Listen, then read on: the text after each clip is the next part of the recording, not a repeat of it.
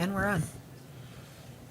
Good evening, everyone. With the posted time having arrived and a quorum of members present, I'll call the Finance Committee for Tuesday, May 23rd, 2023 to order. The first item on our agenda is the minutes from our previous meeting from May 9th of 2023, copies of which are in the packets. Does anybody have any revisions or adjustments that they need for the minutes? If not, I'll take a motion to approve the minutes. Motion from Watson, is there a second? Second from Martins.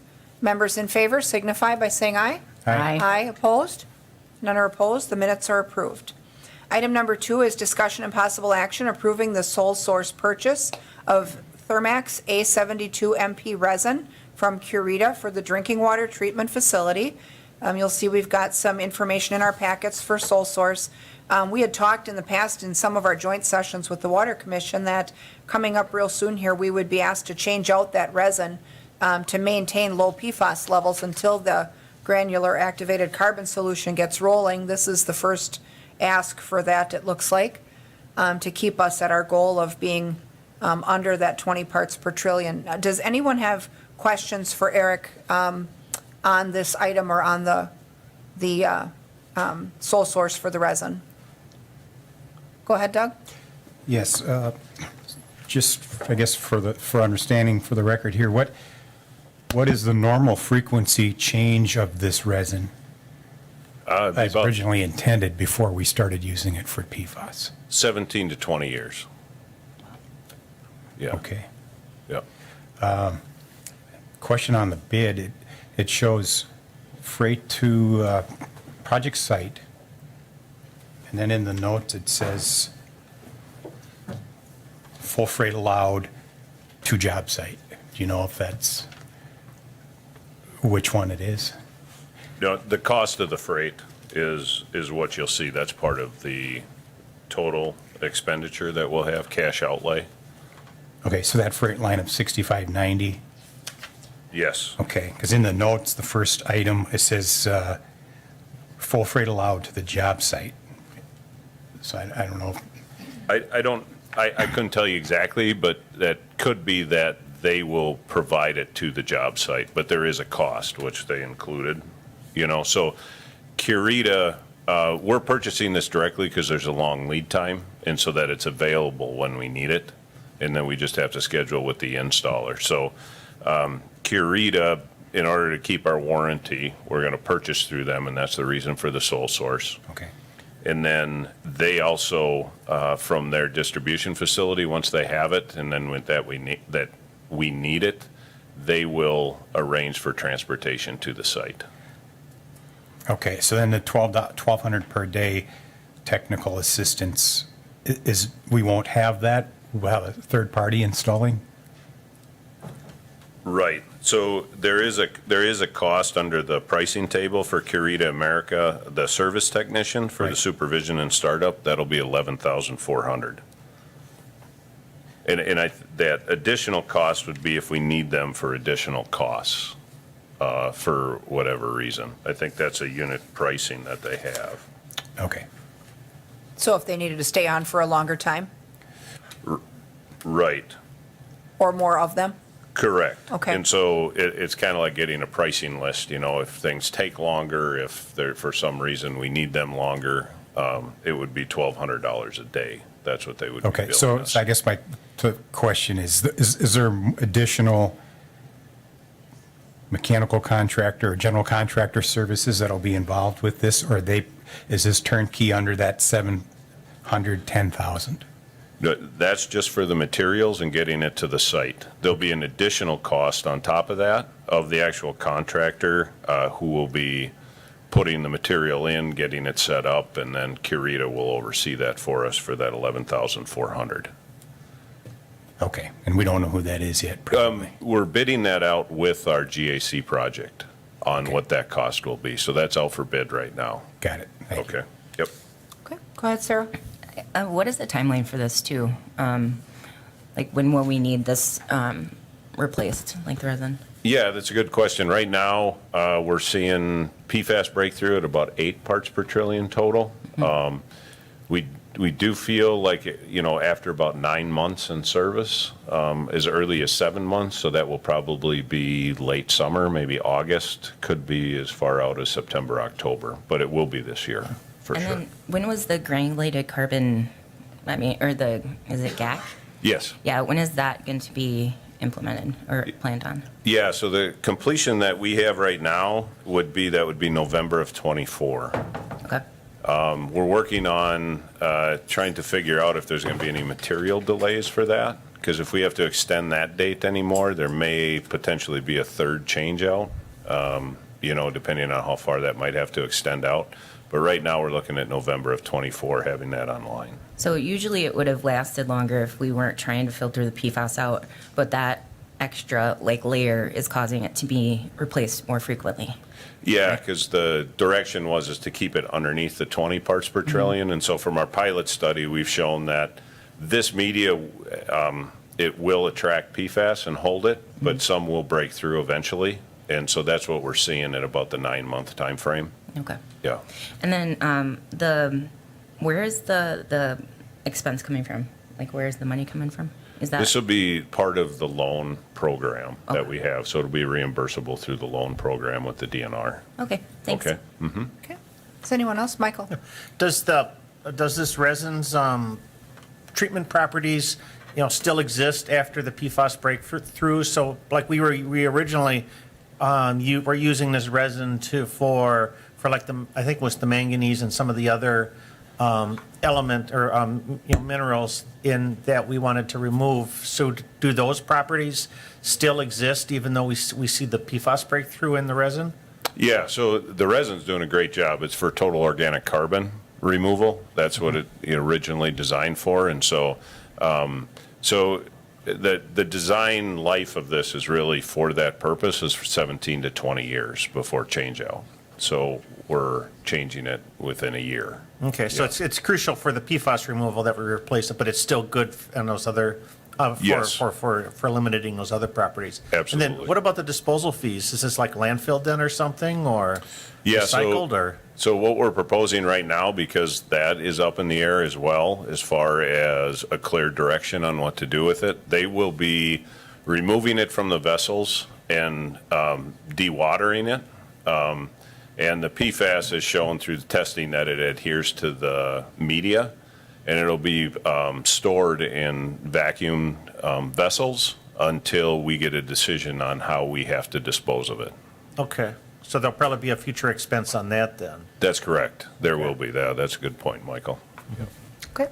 Does anyone else have questions? Go ahead, Doug. Well, to Mike's point then, so the timing of our next, or maybe our last change-out is critical to the start up of the new system, so that we wouldn't necessarily need to replace it if we get the new system in line.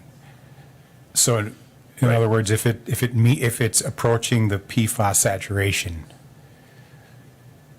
and we are ready to start up the new system, the GAC, would we need to necessarily refresh that new for 700,000, or could we continue to use it for its intended purposes? No, we would continue to use it we would not, if we knew that, let's say we were close to the 20, right?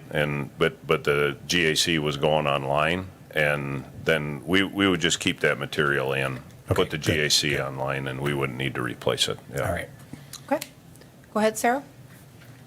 So with the 8, you said like 8 parts per trillion Yep.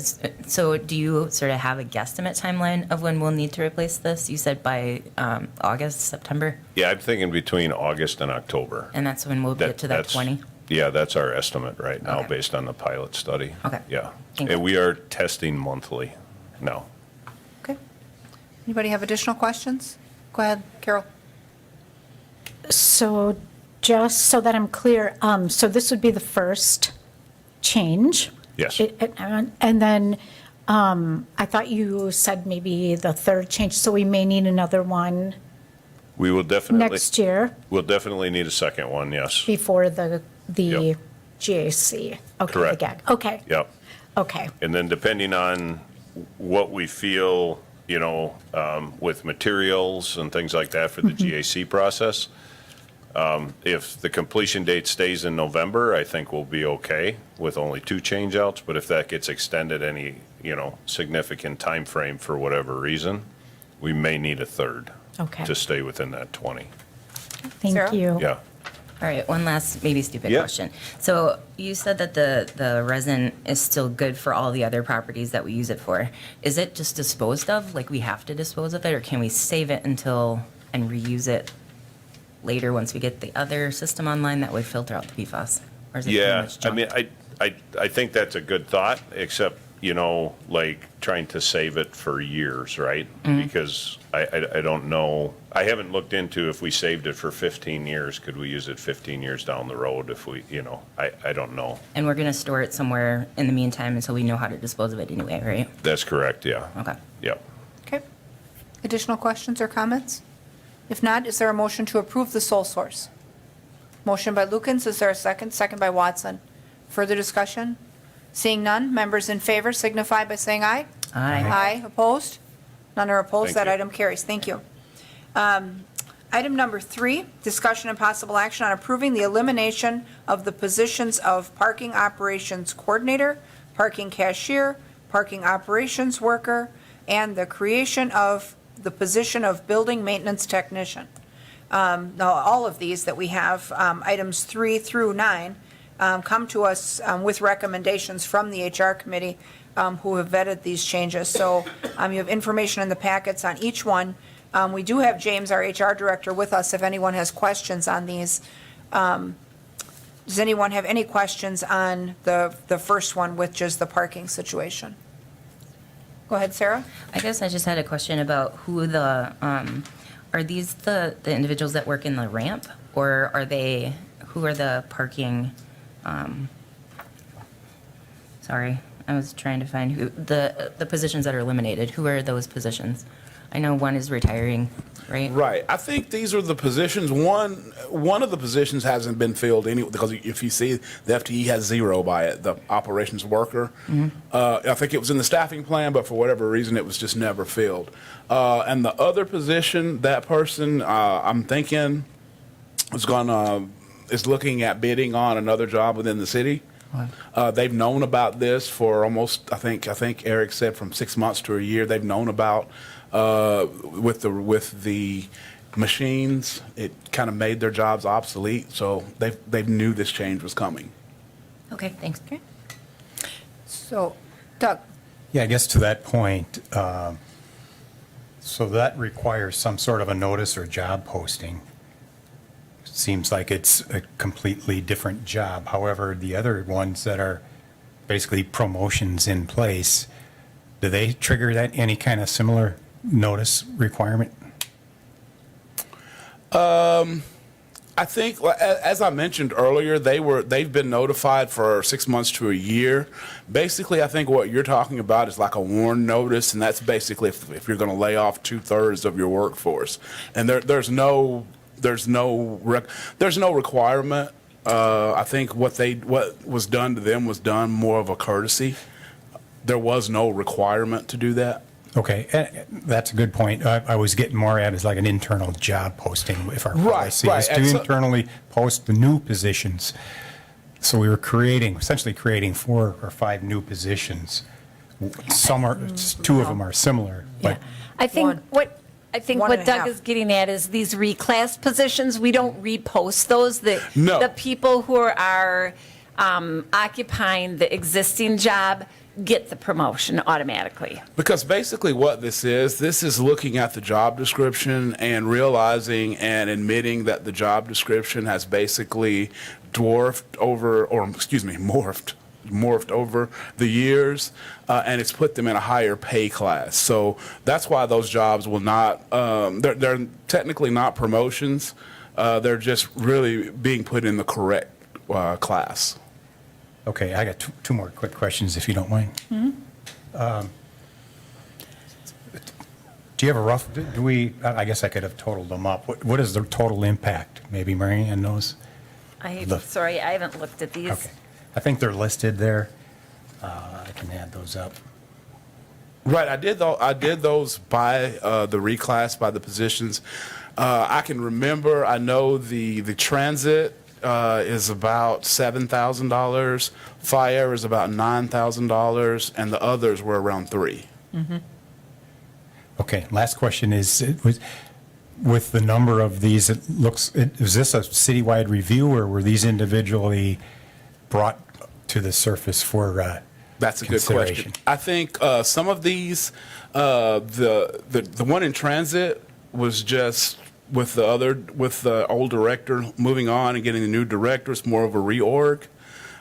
With the fire, it's been going on for over a year, I think, and others have been proposed for over a year. And I think I just kind of got in the chair when they all came due. So they've been in the works for a while, and it has not been basically a citywide look. Basically, the way our policy goes on that is if a director feels that a job needs to be reclassed, they come to HR with another job description saying that, hey, I don't feel this job is classed correctly. They've taken on these positions to see if we can class it in the right spot. So no, this isn't something where we just look all the way across the city and trying to do other things. Fair enough. So I guess in parity with that, a few years ago, we had done a wage study where we looked at every job description, every pay band, every pay grade. We had a consultant that worked on that and tried to find where it was possible, either government or private sector comparables to figure out, were we competitive where we needed to be, and were people properly classed with the job that they do. And we had spent I would say monumental amount of time asking management to get with work groups and determine like everything a person does, and does their job description fit or does it need adjustment. And so periodically I think it's good to go through that and make sure that you're still on the same page, because I think the way people do their work evolves and changes with either necessity or technology. So, right now, I think we're in the midst of, or the HR committee, and you are in the midst of truing up our pay grade scale to market, right? To contemplate the pressures of inflation and things.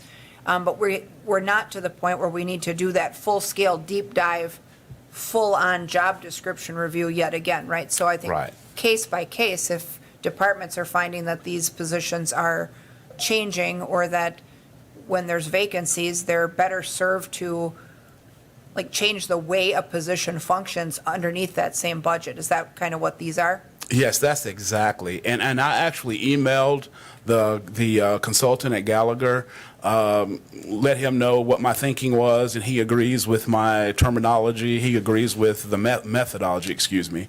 So I did check with him on that. But those things really, as I mentioned earlier, a lot of what Gallagher's doing are for external equity. The internal equity basically is done by us as an organization, so we have to make that fit. But to answer your question, you're 100% correct. No, this is not something that we're doing, over the whole city. These are just positions that directors did come forward and mentioned that they felt that these jobs weren't classed correctly. Okay, and I think that makes sense to stay current. I do think, though, that when we get to a point where we need to do a holistic look again, that is a super time-consuming and very expensive process. At that point, though, because I think in between those studies, it makes sense for internal equity that if you have two people in two different departments doing the exact same work, that there should be some kind of parity for how people move up and down, or left and right, whatever it happens. But I also think that we also need to be consistent in that decision-making. So I'm glad you mentioned checking in with Gallagher, because for a while after we had done that deep dive, we were farming out all of the reclass decision-making to Gallagher. And so just to make sure that the decisions that we make for what direction people go in is consistent with either acceptances or denials that they've made before, so that we're not getting into a situation where people are different, coming out different than the ones that came before them. I think that's important. Sarah? But to Doug's point, in the minutes from the Human Resources Committee, it said it's eliminating 2 positions and creating 1.5 full-time positions. So are those going to be advertised, like internally, or externally, to be filled, or are they already filled? No, those jobs will be advertised. Okay. But we have to we have to go through the process first. Which, with the committees, and once if it's approved through the full council, then those jobs will be advertised Community-wide? community-wide, Okay. externally and internally. But I suppose until we create them and pay for them, you can't advertise for anyone, so that's why Exactly. we're here. And I guess I had one more Go ahead. question. So it said the number of FTE will decrease by 0.5. I guess, what's the impact for that? Is it like benefits? What kind of? So there's a couple impacts. One is benefits because the person wouldn't qualify for health insurance or dental, and they most likely would not qualify for Wisconsin retirement system under the current rules. So there would be a savings on the benefits. Currently, because they are assigned to the parking fund, they're funded out of the parking fund. Right now, I think those parking people are funded out of mainly the parking fund, but a little bit of motor pool because they were supposed to be helping clean the DPW shop and do some like janitorial work there. So now that they're moving into the building maintenance, that would be, basically charged to City Hall.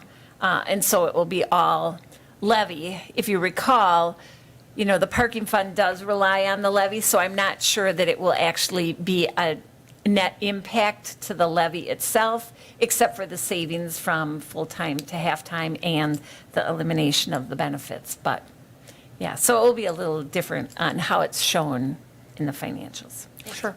And also, the pay grade's not going to really, I think the pay grade is going to be pay grade 21. So I think one was a little bit lower and one may have been 21. So it's not that it's going to be in a significantly higher pay grade either. That does thin out the impact a little bit, which is helpful. Anybody else have comments or questions? Okay, then we'll take these one at a time. So on this one, number 3, is there a motion to approve the elimination of the listed positions and then the creation of the new ones? Motion by Watson, second by Dinny. Further discussion?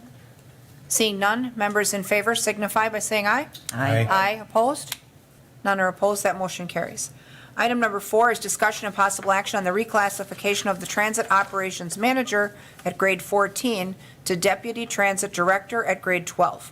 And so you've got also in each of these, you have the minutes from HR, which outlines what their discussion was.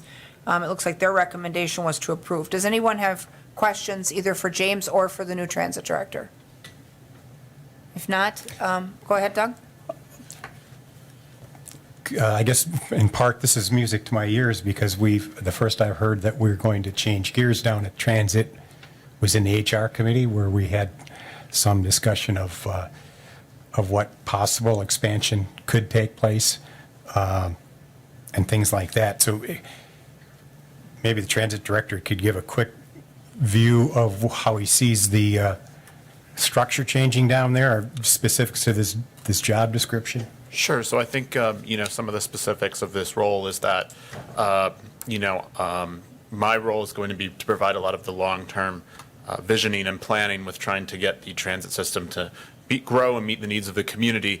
But also specific to this role is that there are a number of ever-growing federal mandates ranging from safety to ADA to all sorts of things. And part of this role is to handle a lot of the operational compliance issues as well as managing the overall day-to-day operations. So it's kind of a molding of the transit operations manager into a position that has more of a director type workflow when it comes to formulating policy to make sure that we're in full compliance with these ever-growing rules and mandates that are handed to us by federal government, as well as providing continuity of operations in the event that, I have to take, God forbid, some sort of extended leave of absence or something, make sure the lights are still on, the buses are still going out, everything's still running on time. Sure. Okay.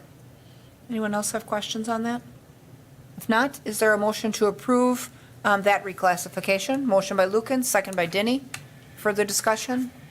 Seeing none, members in favor signify by saying aye. Aye. Aye, opposed?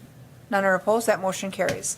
Item number 5 is discussion and possible action on change of Administrative Assistant 4 at DPW Engineering, grade 17, to Office Manager, DPW Engineering, also grade 17. And you have the minutes from HR there as well. Anyone have questions on that one? If not, is there a motion to approve? Motion from Lukens, second from Dinny. Further discussion? Seeing none, members in favor signify by saying aye. Aye. Aye, opposed? None are opposed, that motion carries also. Item number 6 is discussion and possible action on approving the reclassification of the Administrative Assistant 3 in Fire from grade 19 to Administrative Analyst in Fire at grade 17. And you have some information in the packets on that one as well, outlining some of the task changes that person has been performing. Does anyone have questions on that, either for the fire chief or for James? If not, is there a motion to approve? Motion by Denny, second by Martins. Further discussion? Seeing none, members in favor signify by saying aye. Aye. Opposed? None are opposed. That motion carries also. Item number 7 is discussion and possible action on the reclassification of the occupancy specialist in the CDA from grade 20 to grade 19. Does anyone have questions on that item? Is there a motion to approve? Motion by Lukens, is there a second? Second by Martins. Further discussion? Seeing none, members in favor signify by saying aye. Aye. Aye. Opposed? None are opposed. That motion carries also. Item number 8 is discussion and possible action on the reclassification of the Administrative Assistant 1 in the CDA at grade 21 to Administrative Assistant in the CDA at grade 20. Does anyone have questions on that transfer or on that reclass? Go ahead, Sarah. I guess I just had a question too about the fundage. I know the annual change of the salary will be for this year. And it'll be in our budget for, Okay, we'll bring up That Liz. She oversees Oh, the CDA. Hi. So the CDA is funded entirely separately than the city. They are city employees, and the city pays a salary, but the CDA reimburses through their funding methods. So that will go into effect later this year, but the CDA has the funds to handle that. It should, each reclass is going to be approximately a $2,000, like I said, each impact for this year, and I think it's about $3,600 going forward. But they have the funds to do that, and that'll go into effect at the next pay period. okay, thanks. Anyone else have questions? If not, is there a motion to approve? Motion by Lukens, second by Martins. Further discussion? Seeing none, members in favor signify by saying aye. Aye. Aye. Opposed? None are opposed. Motion carries. Item number 9 is discussion and possible action on the reclassification of the Administrative Assistant 1 in Assessment at grade 21 to Assessment Technician at grade 20. Does anyone have questions on this for either our assessor, Rick Rubo, or James? If not, is there a motion to approve? Motion by Lukens, second by Denny. Further discussion? Seeing none, members in favor signify by saying aye. Aye. Opposed? None are opposed. That motion carries as well. Item number 10 is discussion and possible action on an amendment to the parking lot lease with Compass Block 15 LLC. You've got some notes in the packet on that, along with a memo from the city attorney that talks about amending this lease to contemplate the closure of the McClellan ramp, which the tenants at City Square Office Center were one of the primary users of that facility. So does anyone have any questions on this item? If not, is there a motion to approve the change? Motion from Watson, is there a second? Second from Lukens. Further discussion? Go ahead, Doug. Maybe I missed it. Is there any fiscal impact here? No, the permits are the same. I'm wondering, because a Jefferson permit also allows someone to park in Lot 7, which isn't listed on this agreement. Do we want to include that? Because we wouldn't, that would be an automatic item. I'm seeing, similar to the memo, it's only referring to lots 14 and 20, which really it does allow them to park in Lot 7 also. Do we want to say that? We could amend as such. Okay. Okay. Would someone be willing to make a motion to amend to include privileges to park in Lot 7 as well? Right. And Lot 7 is the one below the library. Okay. Sarah? Motion? Move to Okay. amend. Okay, so we have a motion from Watson to amend to include Lot 7 as stipulated. Is there a I second? second it. Second by Denny. Further discussion? Seeing none, members in favor signify by saying aye. Aye. Aye. Opposed? None are opposed. That motion carries as well. Item number 11 is discussion and possible action regarding, We have to vote on the regular. we haven't voted on that one? You voted on the amendment. We just amended. Oh, okay, so yep, we do have to vote then on the item as amended here on the floor. So with that, members in favor of the amended item signify by saying aye. Aye. Aye, opposed? None are opposed, that motion carries. Thank you. Which brings us to item 11, discussion and possible action regarding 2022 financial results and budget carryover. And so Mary Ann has been working on some 2022 results. I know we've talked about the fact that we've been not only implementing Workday, but we've also been waiting for billings to come in for a variety of things, which we've got a good cross-section on now. So I'll turn it over to her to review that with you. Yep. So as far as the status is concerned, the auditors are here actually today, this week, starting this week. So we just wrapped things up last week with the auditors. So these are basically unaudited numbers. So, kind of going through the income statement here just for the general fund and just, looking at totals, you can see that we started with a balanced budget of $37,955,374. We increased our revenue budget by $40,000, which of course doesn't reflect on this. And then we increased the expense budget, and I have a list on a subsequent page. Our 2022 actuals were $38,552,566 for revenues, and expenses were $38,137,057. So we overperformed on our revenues, and we spent less than we expected on to the modified budget, but not to the adopted budget. So the profit before we adjust to market value of investments was $415,000, which is down from 2021, which was at 1.1 million. But then we have to, each year for financial statement presentation, we have to adjust our investments to market. If you recall, we kind of talk about this every year because not in 2021, where we did have a negative adjustment, but in prior years, we've had a positive adjustment. And so once we adjust our investments to market, we actually show a loss of 1.1 million as compared to a profit of 1,000,010 in 2021. And I know, like I said, we've talked about this requirement to adjust our investments to market each year when we go over our financials.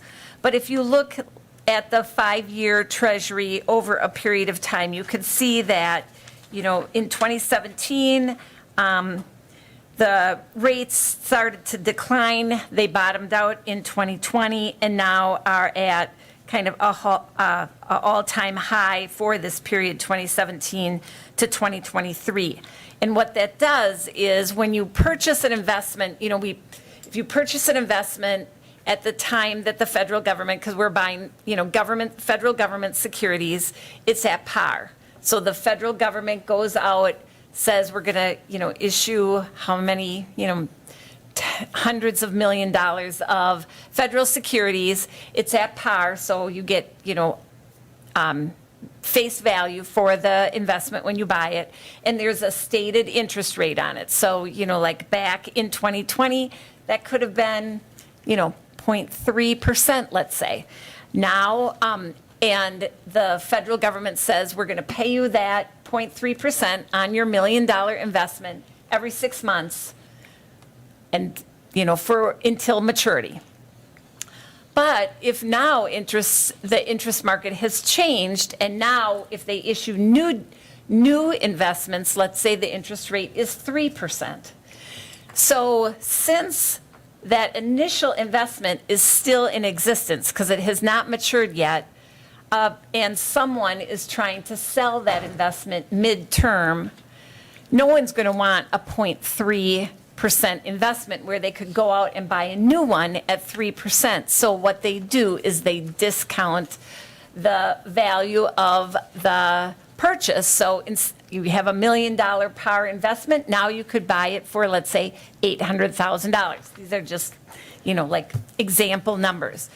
And so that makes it worth more because at the end of the investment, you would get a full $1 million. So that's how you increase the market or your investment return rather than getting a different interest rate from the federal government, because it's still going to pay 0.3% every 6 months.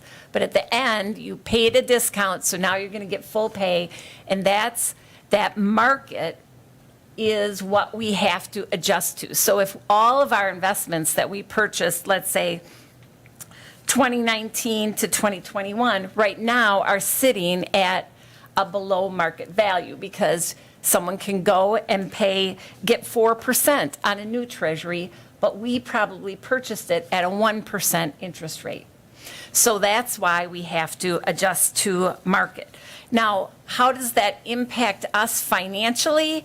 It doesn't have an impact on us financially as far as we will get paid that 1% through the life of that investment, and that market is just showing that it isn't worth as much as it was when we purchased it, but we will get the $1 million when maturity comes. And the city has historically just held our investments. We have historically done it on a ladder approach. So, each year you have a few investments mature, you reinvest, and those other ones, are going to mature in future years. So, that's, I guess, it doesn't impact us, but we have to disclose it. And I think disclosure on your market value of your investment started somewhere in the mid to early, like 2014 maybe, and that was as a result of California, of course, who a lot of the pension funds bought basically junk bonds, and they had their portfolios at what they had purchased them for. The junk bonds became basically no value, and so it was misleading to anyone who was looking at the financial statements for these pension funds out in California. So that's why we have to disclose it. Again, there's no impact to us. And what it does then is it basically moves our investment income from one year to the other, because as they mature, then that unrealized gain or loss, for that matter, you basically write it off and it goes back to your investment income. So it basically is just moving it closer towards maturity. So the only way a community would ever lose money on something like this, other than this depiction on a graph, is if you tried to sell the investment in the current market. But if you hold them, they're never any different than they were when you got them, is that? Right. Okay. And I did talk to our auditors today. All of their clients are in the exact same situation because, everybody is buying their investments over time. Sure. And everybody is subject to the same interest, investment market. Well, and the federal So- rates have skyrocketed Right. how many times in just the last year, so Yeah. that makes some sense. So if we look at our general fund revenues, again, you can see that we had missed our market. Again, we would have made the market if we didn't have to adjust to our investments to market, and that shows up in the miscellaneous revenue. When I talked to the auditor today, he said that there's communities are doing new presentations and actually kind of taking it out of their income statement and highlighting it separately like I did on the first page. But we didn't get to actually look at some of the presentations they've been using for some of their other clients. But you will be able to, evaluate our revenues more apples to apples with that market adjustment eliminated. So that will help, I think. And obviously, like I said, other communities across the state and across the country will be in the exact same situation as far as their investments adjusting to market. So, from an income standpoint, I think, there weren't any big problems in our estimates, and you can see in licenses and permits, we really did well in our building permits this year.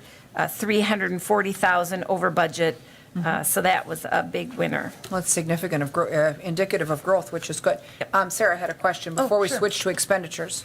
So I guess it's more like adjusting for like real interest rates compared Right. to nominal interest rates. So Yeah. like we earn the one, but really like when you say, when it's all said and done, the investment that we had didn't grow as much as it could have just because of the Right. adjustments. Yep. So we're not losing money, it's just the real value of our Yep. investment. Okay. Question on that.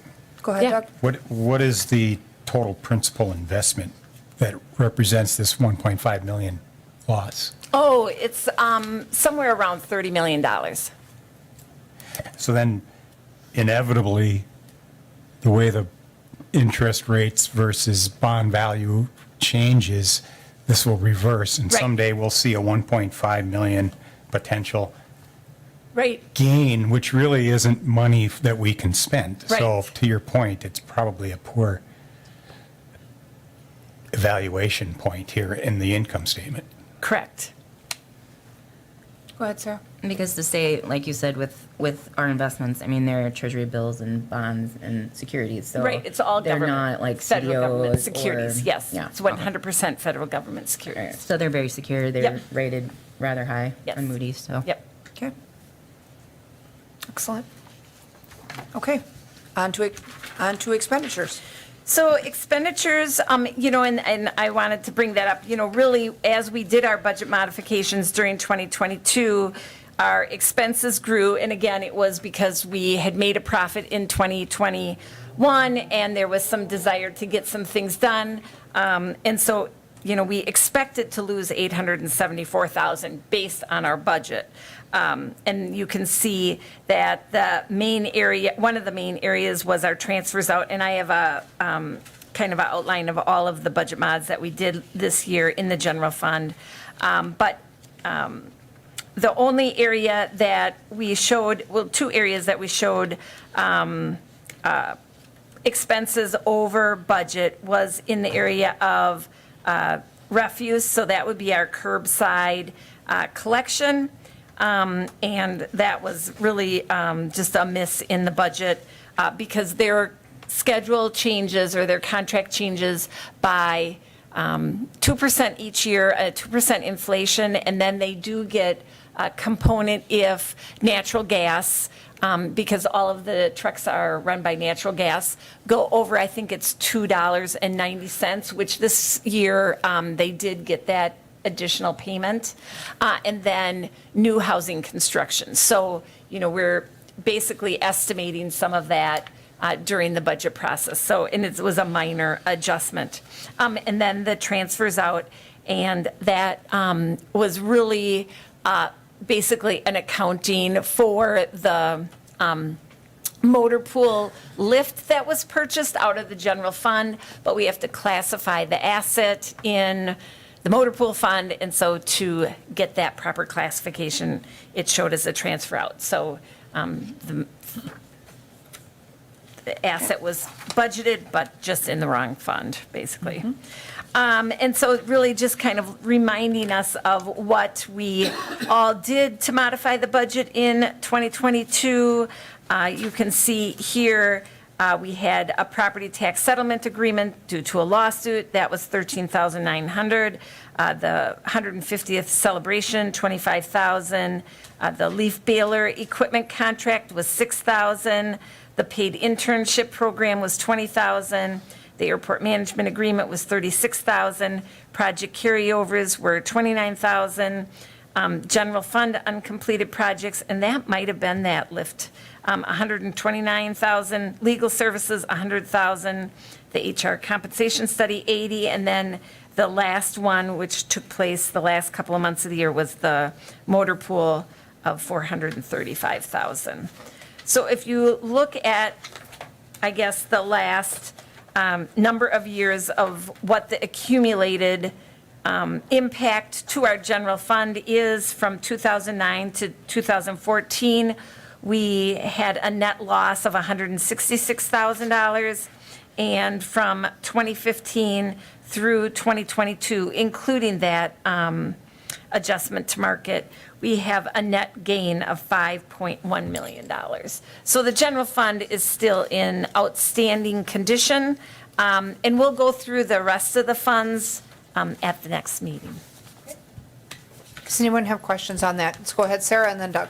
I had a question about, you said the motor pool fuel fund really exploded near the end of the year, and it was just because of gas prices? Yes. And then, in this 2023 budget, didn't we modify a little bit how the motor pool fund? We the did, and that departments is one of the things that I'd like to talk about is, the results at the motor pool didn't really reflect an increase in the rates, and it's hard to really delve into why we're struggling in increasing the revenues from the department like activity. We don't know if that's because, as the fleet size increases, the actual number of miles that they're driving is not increasing.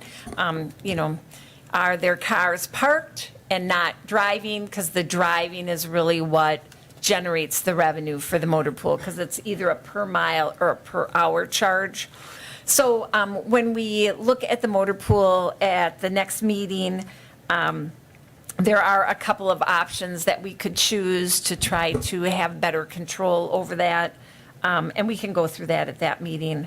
But again, if our motor pool isn't making money, it's really not giving us the cash to replace assets. Right. One of the things that comes to mind, I guess, is, and part of the motor pool, I think, that we're paying out of there is their cost to outsource mechanic labor, right? Correct. So because we're short on mechanics and space for mechanics, because we haven't yet turned the keys on that new DPW facility to get people, get them up to proper staffing to work on the stuff, if they're paying external mechanics, and that's way more expensive than taking that work in-house, which we knew, is that part of that pressure? It is, yeah. Okay, because I know they've been outsourcing quite a bit, so at some point, we should see a turnaround there as well, if they can get that facility done and staff up. Right. Okay. Anybody else have questions on that part of the report?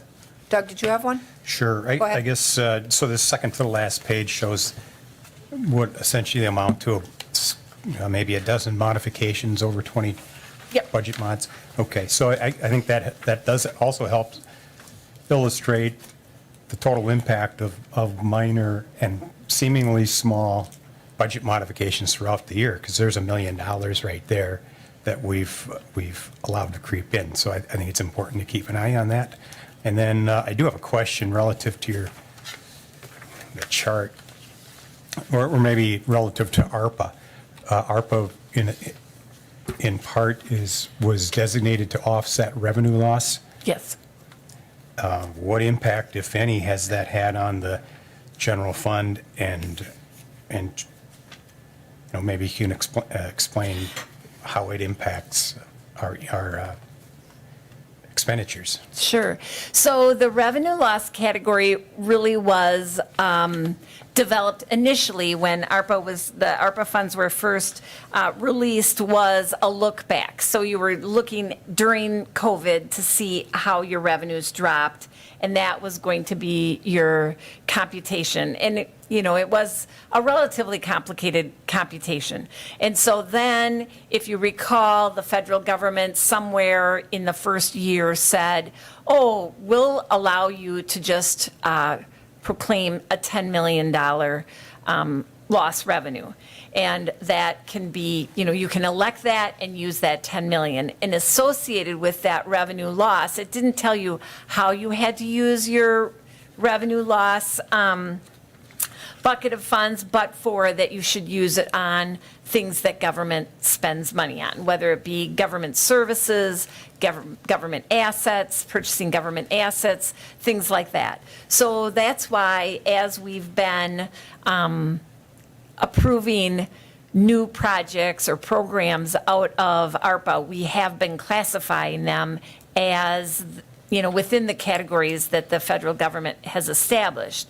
Because, again, what the federal government said is if it is in that revenue loss category, you have less compliance. You can basically spend the money without a lot of compliance. So there's a lot of incentive to move in all of your spending into that revenue loss category if you can, which we did, and the federal government allowed you to go back and reclassify old projects that you had, let's say, had established as, water and sewer project or something like that. You could reclassify it as a lost revenue, even though you had previously classified it differently. And we did that. We went back and reclassified many of our projects. Did that answer your question? Partly, I guess, I was just wondering what the impact, we spent about maybe So, 8 or 9 million last year out of ARPA. so we've spent, we spent about shy of 5 million actual expenditures. But again, they aren't in the general fund and they aren't benefiting the general So fund. but for ARPA, we'd be in worse shape. Well,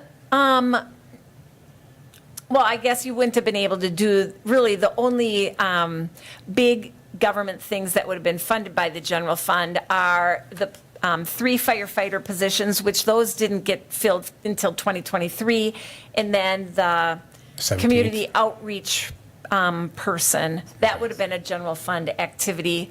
17th Avenue, we funded out of the TID, so that's not even ARPA. The rest of them, we So- did. So we haven't, I guess, let me see if I understand this right. So then it's not that we would have stemmed off any loss necessarily. We would just have not been able to perform or do a laundry list of things. Right. So, I mean, Or we would have bonded for them. so you would take on debt to pay 'Cause for right. all of, 12 firefighters, Yep. community outreach, Well, 3, because Right. the other ones are funded by the SAFER grant. Safer. including some we of the couldn't bond investments for that we them. made to low-income housing and things as Right, well. So right. we either would have had to have denied all of that or borrowed money to pay for it, so. Right. Okay, last question then. Yeah. So we have earmarked a few ARPA requests so far that we would wait until we had seen what our surplus looked like. So does this indicate we won't have surplus for those items? Right. Thank you. Go ahead, Sarah. So, the transfer out, that is all of our budget mods, So the transfer out is, because the numbers don't match. well, the 435,000 is the biggest one. The leaf baler of 6,000 actually is the recycling fund, because it's to do the leaf pickup. So that would be part of it.